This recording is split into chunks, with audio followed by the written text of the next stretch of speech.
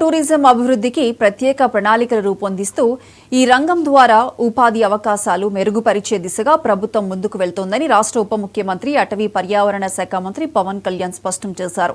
రాష్ట్రంలో పర్యాటక రంగ అభివృద్ధికి అద్భుతమైన అవకాశాలున్నాయని అన్నారు.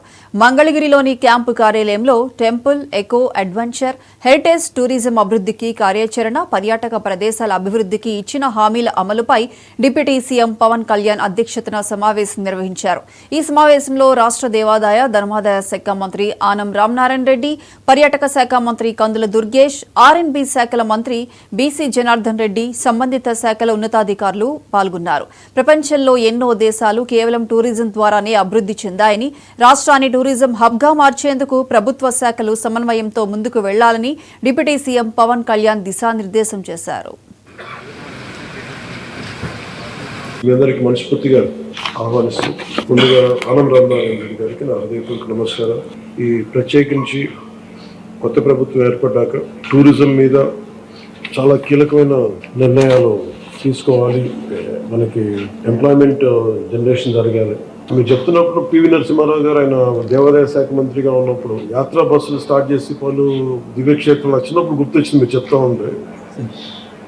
అవన్నీ వదిలేసాం ఈ రోజున. అంటే చాలా మంది మనం టూరిజం అనగానే చాలా పెద్దవి అనుకుంటాం.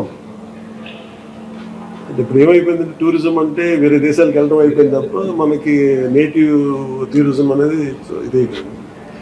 సో మీకంటే ముందు శాంతిప్రియ పాండే గారితో కూడా మన ఫారెస్ట్ డిపార్ట్మెంట్ అఫీషియల్స్తో కూడా చాలాసార్లు ఎకో టూరిజం గురించి మాట్లాడడం, ఎక్స్క్లూజివ్లీ ఒక ఎకో టూరిజం పాలసీని కూడా ఇవాల్వ్ చేసాం. I think committee has been constituted. మనకి వచ్చే మైలేజ్ ఎక్కువ. అందుకని మీరు ఫిల్మ్ ఫ్రెండ్లీ కనుక కొన్ని అంటే చాలా క్లాసిక్ లొకేషన్స్ అని నేను చాలాసార్లు అనిపించేది use to go out of countries.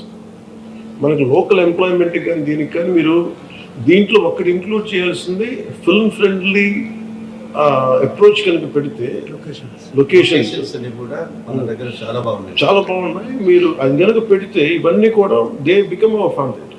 నాకేం లేదు, నేను చాలాసార్లు ఇప్పుడు ఆంధ్రప్రదేశ్కి వచ్చి మీ అందరికి మనస్ఫూర్తిగా ఆహ్వానిస్తూ ముందుగా ఆనం రామనారాయణ రెడ్డి గారికి నా హృదయపూర్వక నమస్కారం.